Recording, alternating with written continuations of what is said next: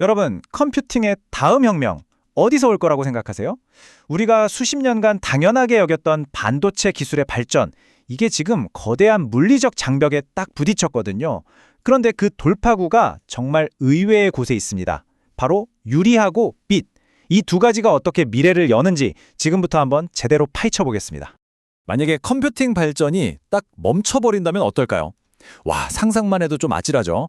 왜냐면 인류의 모든 기술 혁신을 이끌어온 엔진이 멈춘다는 뜻이니까요. 근데요, 이 질문이 더 이상 그냥 만약에가 아니에요. 우리가 바로 지금 마주하고 있는 현실적인 문제라는 거죠. 지난 수십 년 동안 우리한테는 무어의 법칙이라는 아주 확실한 나침판이 있었어요. 2년마다 반도체 성능이 2배씩 좋아진다. 이 놀라운 법칙 덕분에 지금 우리가 쓰는 스마트폰 그리고 AI 시대가 열린 거잖아요. 그런데 모든 파티에는 끝이 있는 법이죠. 이제 그 마법 같던 법칙이 멈춰섰습니다. 바로 더 이상 피할 수 없는 물리적인 한계 때문입니다. 우리가 부딪힌 벽이 바로 이거예요. 트랜지스터를 원자 몇 개 크기, 그러니까 1, 2나노미터까지 줄였더니 글쎄, 전자가 제멋대로 벽을 통과해버리는 양자 터널링 현상이 벌어지는 거예요. 이러면 오류가 생기겠죠? 칩은 또 얼마나 뜨거워지는지 전력 소모도 감당이 안 돼요.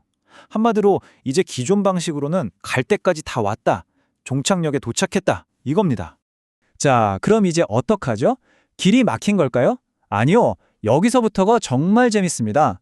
놀랍게도 무어의 법칙을 멈춰 세웠던 바로 그 원인, 양자역학을 오히려 이용해서 완전히 새로운 컴퓨팅 혁명이 시작되거든요.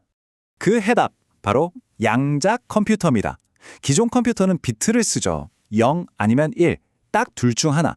그런데 양자 컴퓨터의 큐비트는요, 0이면서 동시에 1일 수가 있어요.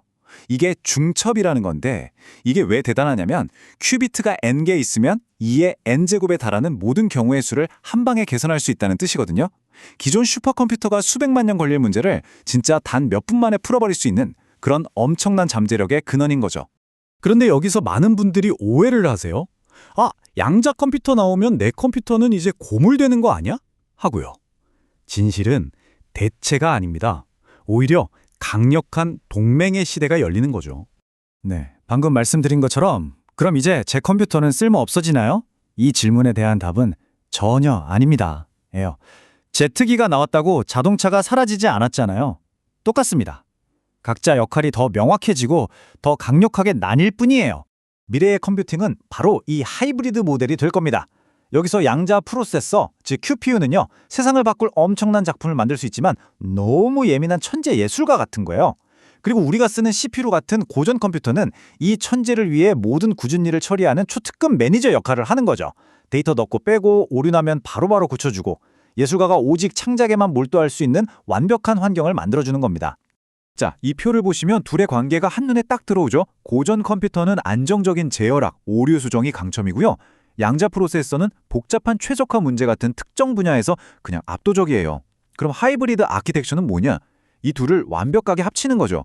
고전 컴퓨터가 데이터를 싹 정리해서 양자 컴퓨터한테 자, 이제 너가 풀어봐 하고 넘겨주면 양자 컴퓨터는 가장 어려운 핵심 계산만 딱 해서 답을 찾아내는 거예요. 완벽한 분업, 완벽한 시너지 구조인 셈입니다. 그런데 문제가 생겼습니다. 이 천재 예술가랑 유능한 매니저가 같이 일하려면 둘 사이에 엄청나게 빠르고 정확한 소통 채널이 필요하잖아요. 바로 여기서 인류가 한 번도 겪어보지 못한 거대한 데이터, 병목 현상이 떡하니 나타납니다. 양자 컴퓨터의 엄청난 성능을 제대로 끌어내지 못하게 발목을 딱 잡는 거죠. 이 거대한 병목을 해결할 첫 번째 영웅을 소개해 드릴게요. 놀라지 마세요. 바로 우리가 매일 보는 투명한 유리입니다. 에이, 그냥 유리가 아니냐고요?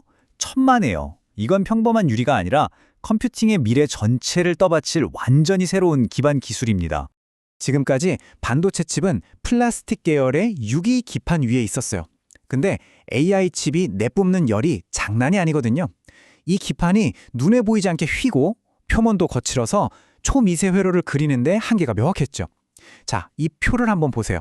유리 기판은 차원이 다릅니다. 열받아도 변형이 거의 없고요.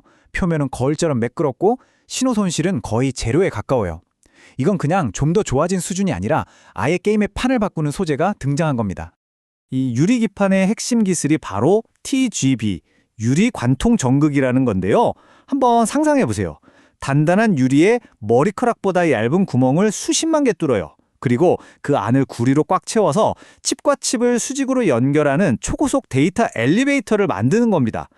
데이터가 이제 빙빙 돌아갈 필요 없이 최단 거리로 쌩쌩 이동하는 거죠. 이 복잡해 보이는 공정, 사실 딱 3단계로 요약할 수 있습니다. 첫째, 초정밀 레이저로 뚫고, 둘째, 화학물질로 구멍 속을 매끈하게 다듬고, 마지막으로 전도성 좋은 구리로 빈틈없이 채운다. 뚫고, 다듬고, 채우고. 이 과정을 통해서 데이터가 막힘없이 달리는 완벽한 수직 고속도로가 유리 기판 안에 만들어지는 겁니다. 자, 유리로 단단한 고속도로를 깔았으니까 이제 그 위를 달릴 차를 업그레이드 해야겠죠? 기존의 전기라는 자동차를 버리고 빛이라는 초고속 열차를 도입하는 겁니다. 두 번째 용어, 바로 포토닉스 기술입니다. 실리콘 포토닉스라는 건요, 간단히 말하면 반도체 칩 안에 있던 구리선을 초소형 광섬유로 바꾸는 기술이에요. 전자는 구리선을 지나가면서 저항 때문에 어쩔 수 없이 열이 나잖아요. 근데 빛, 즉 광자는 저항이 0이에요. 열이 안 날 뿐만 아니라 하나의 광섬유에 여러 파장의 빛을 동시에 실어서 보낼 수 있어요. 기존 구리선하고는 뭐 비교 자체가 안 될 만큼 막대한 양의 정보를 보낼 수 있는 거죠. 이 기술을 현실로 만드는 핵심이 바로 CPU, 공동 패키지 광학이라는 겁니다. 예전에는요, 칩이랑 빛을 쏘는 광학 모듈이 기판 양 끝에 멀리 떨어져 있었어요. 그래서 그 사이를 느린 전기 신호로 가야만 했죠. 이게 제일 비효율적인 구간이었거든요. CPU는 뭐냐면 이 둘을 그냥 아예 바로 옆에 딱 붙여버리는 거예요. 그랬더니 전기 신호가 이동해야 할 거리가 수 센티미터에서 수 밀리미터로 10분의 1 이하로 확 줄어드는 겁니다. 엄청난 거죠. 그리고 이렇게 물리적인 거리를 단축한 결과가 바로 이 숫자입니다. 무려 30% 이상. 뭐가요? 전력 소비가요. 요즘 AI 데이터 센터 하나가 웬만한 중소도시만큼 전기를 쓴다고 하잖아요. 이런 시대에 전력 소비 30% 절감은요, 그냥 돈을 아끼는 차원을 넘어서 이 기술의 지속 가능성과 직결되는 어마어마한 숫자입니다. 자, 지금까지 우리는 미래 컴퓨팅을 가능하게 할 두 가지 핵심 기술, 유리기판과 실리콘 포토닉스를 살펴봤습니다. 이제 이 기술적 분석을 바탕으로 그렇다면 신뢰할 만한 투자 기회는 과연 어디에 있을지 구체적으로 한번 짚어보겠습니다. 모두가 엔비디아나 구글 같은 거대 기업이 만드는 슈퍼컴퓨터에 열광할 때 정말 현명한 투자자는 다른 것을 봅니다. 바로 이 새로운 시대로 가는 길목을 딱 지키고 있는 기술적 톨게이트를 장악한 기업들이죠. 왜냐고요? 누가 이 고속도로를 달리든 돈은 톨게이트에서 내야 하니까요. 그 첫 번째 톨게이트, 바로 필옵틱스입니다. 이 회사는 아까 설명드렸던 TGV 공정, 그러니까 유리의 초정밀 구멍을 뚫는 레이저 기술에서 세계 최고 수준의 기술적 혜자를 가지고 있어요. 근데 중요한 건 시장은 아직 이 회사를 그냥 디스플레이 장비 회사 정도로만 보고 있다는 점입니다. 유리 기판 시대가 본격적으로 열리면 필옵틱스는 AI 패키징의 핵심 공급망 기업으로 그 가치를 완전히 다시 평가받게 될 겁니다. 그리고 두 번째 톨게이트는 캠트로닉스입니다. 필옵틱스가 레이저로 구멍을 뚫는 역할을 한다면 캠트로닉스는 그 구멍 안쪽을 화학적으로 매끄럽게 다듬어서 불량률을 획기적으로 낮추는 독점 특허 기술을 가지고 있어요. 즉, 이 두 회사는 서로가 없으면 안 되는 때려야 뗄 수 없는 공생관계인 거예요. 유리 기판 생태계를 완성하는 필수 플레이어들인 셈이죠. 결국 이 한 문장이 오늘 분석의 모든 것을 관통합니다. 다음 시대는 빛과 유리 위에 세워진다. 네, 구리와 플라스틱의 시대는 저물고 있습니다. 우리가 지금 목격하고 있는 건 바로 이 거대한 패러다임 전환의 가장 첫 페이지, 바로 그 시작점입니다. 마지막으로 이 질문을 여러분께 던져봅니다.